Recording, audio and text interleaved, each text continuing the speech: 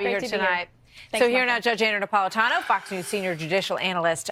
Judge, first of all, Mr. Nunberg, I mean, what a performance. What a all performance. Over every cable channel today, except this one. Does he have any credibility, first of all? Well, he's diminishing his credibility. This is a lawyer. This is a licensed lawyer in the state of New York publicly announcing he's going to defy a grand jury subpoena.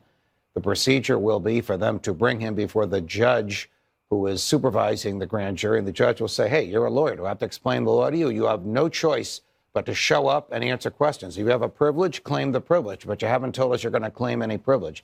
And if he then refuses, I do believe he will be incarcerated. All right. Here's another soundbite from him. I want to get your thoughts on this, Judge. Watch. What they did tell me was I wasn't going to be a subject or target, and I was going to get the same kind of immunity. But they wanted something. Now, Ari, let me just say something. They offered you immunity? Yes.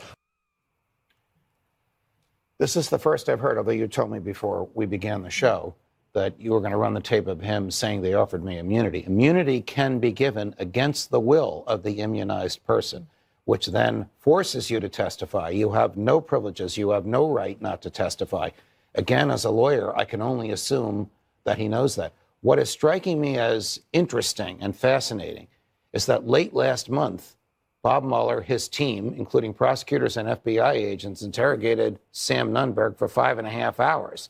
Then late last week, whatever he told them, they decided they wanted to tell a grand jury. So he willingly spoke to them on his own. There's no compulsion to go to that interview. Went on his own. Now he doesn't want to regurgitate the same materials to the grand jury. Well, he says he's tired of spending his money, tired of hiring lawyers to go through all of this stuff. He thinks it's a witch hunt, as he said. It looks like they're trying to corroborate what they've heard from other witnesses because they now want all of these emails, any text messages that maybe they couldn't already find. I would assume they have most of this stuff. A lot of this has been turned over to them. What does it tell you on the whole, Judge, about where this investigation is right now? It is not going to be over soon. Bob Mueller is not only not winding down, he's gearing up. And I think more indictments should be inspected. What's interesting is the list of people who were not on that list of who he wanted emails from. He already has them. Jared Kushner, Ivanka Trump, General Flynn.